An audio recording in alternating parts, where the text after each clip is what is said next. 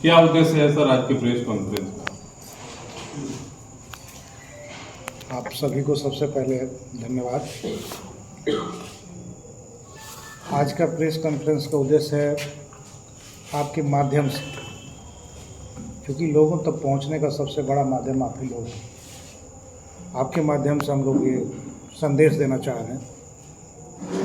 3 साल का जो अभियान था वो अपने अंतिम स्वरूप में पहुंचा और जन स्वराज पार्टी ने जो वादा किया था चुनाव लड़ने का 243 सीटों पर, सही लोग सही सोच सामूहिक प्रयास, अब तक के प्रयास से जन स्वराज ने जो प्रत्याशी उतारे हैं, आपके माध्यम से मैसेज देना चाहते हैं हम लोग कि हथुआ में जन स्वराज ने, मेरा नाम डॉक्टर संजय कुमार सुमन है, मैं असिस्टेंट प्रोफेसर हूँ यहाँ, मेरे ऊपर भरोसा जताया है। आपके माध्यम से मैं हथुआ के लोगों से कहना चाहूँगा कि आप पहली बार बिहार के बदलाव के अभियान में हिस्सा बने। आप अपने बच्चों की पढ़ाई लिखाई और आपके बच्चों का जो पलायन है उसको मद्देनज़र एक बार हथुआ में सही निर्णय लेने का फैसला करें और सही सोच सही व्यक्ति के साथ खड़ा हो। मैं कहूँगा कि हथुआ जो पूरे गोपालगंज का शिक्षा और रोजगार का केंद्र हुआ करता था, पूरे ज़िले का गर्व था यहाँ, चाहे उच्च शिक्षा का मामला हो। ये छोटा सा बाज़ार आपको दिखता है हथुआ, लेकिन इस बाज़ार में इतनी कैपेसिटी है कि पूरे अनुमंडल के हाई स्कूल इंटर का परीक्षा यही बाज़ार करा देता है। तो इसके बाज़ार की सघनता से मत जाइए, यह बात बताता है कि यहाँ शिक्षा कितने संस्थान हैं। ITI था, उच्च शिक्षा के कॉलेज है, संस्कृत महाविद्यालय है, संगीत महाविद्यालय है, नर्सिंग ट्रेनिंग कॉलेज जो भी है, रेफरल हॉस्पिटल है, वो चाहे आज जीर्ण शीर्ण अवस्था में है, उसका बुनियादी ढांचा इतना बिगड़ चुका है कि उसी में काम चला करके वो काम किया जाता है, परीक्षा लेने का काम होता है। इसके मद्देनज़र मैं कहूँगा हथुआ के लोगों से एक बार इसको पुनः उस गौरव को वापस लाने के लिए वोट करें और हम लोग हथुआ को फिर से उसी रूप में बनाएं जब पूरे ज़िले के लोग इस पर नाच करते थे। आपके माध्यम से कहूँगा कि हथुआ में पूरे सारण का सबसे बेहतरीन ITI हुआ करता था। पूरे विश्वविद्यालय, जब बिहार यूनिवर्सिटी हुआ करती थी तो ज्योग्राफी डिपार्टमेंट और इंग्लिश के लिए पूरे विश्वविद्यालय में जगह जाना जाता था, इंग्लिश साहित्य के लिए, संगीत के लिए जाना था। इसकी ऐतिहासिक विरासत भी है, हथुआ राज, गोपाल मंदिर, ये सब हमारे विरासत भी हैं। लेकिन आप खुद देखिए कि इस लोकतंत्र के दौर में हम जिन पर भरोसा किया है, क्या उन लोगों ने, जिसने भी, मैं किसी का नाम लेना नहीं चाहता, अच्छे काम हुए हैं, जो भी अच्छे काम हुए हैं वो रूटीन वर्क का काम हुआ है। कोई भी विधायक हो, कोई भी MP हो, उसके फंड का इस्तेमाल होगा, बुरा भला होगा, वो रूटीन वर्क है। नीतिगत फैसले में कितनी भागीदारी आपकी रही है, ये हम जानना चाहेंगे कि हथुआ के लोग अपने चुन प्रतिनिधियों से पूछें कि बिहार की जो नीति बन रही थी उसमें हथुआ का प्रतिनिधित्व ने कितना भाग लिया, उसमें कितना अपना कंट्रीब्यूशन किया, उसने कोई नई चीज़ें कितनी डिमांड की हथुआ में लाने की। हम इस प्रेस के माध्यम से कहना चाहते हैं, ये हथुआ किसानों की भूमि है। सबसे ज़्यादा यहाँ सब्जी रोपने वाले, धान गेहूँ की फसल की खेती करने वाले लोग हैं।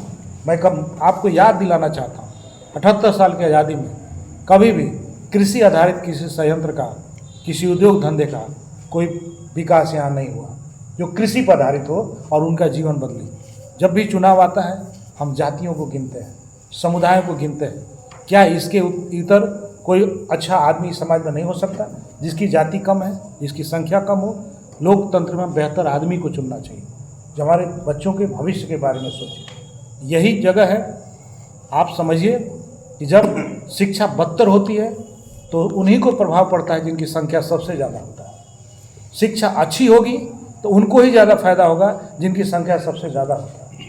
तो लोकतंत्र में इस बात को हमको फिर से बताना पड़ेगा अपने लोगों को कि आपकी बेटियां, आपके बच्चे शिक्षा के लिए दूसरे प्रदेश जाते हैं।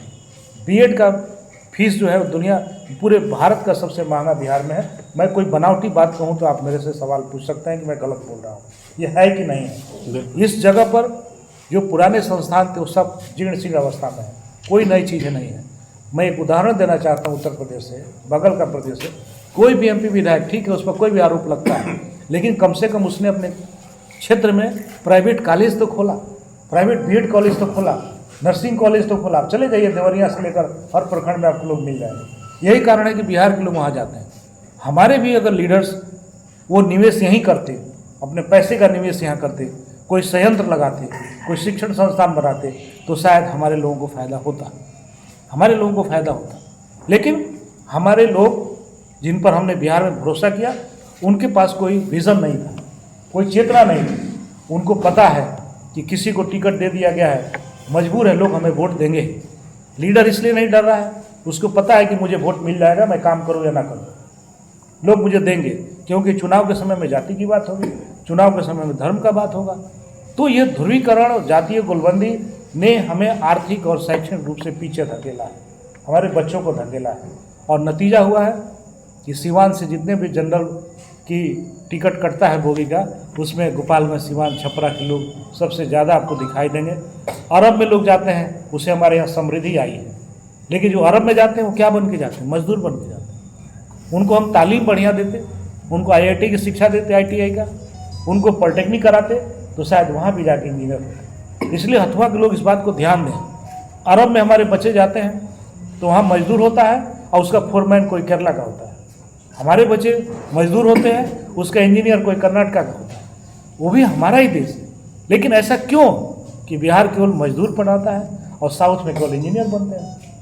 इसलिए जन स्वराज इस सोच के साथ आई है कि जन स्वराज का साथ दीजिए, हम इस हालात को बदलना चाहते हैं। मैं एक बहुत साधारण आदमी हूँ, मुझसे जो बेहतर होगा मैं इसमें कंट्रीब्यूट करूँगा।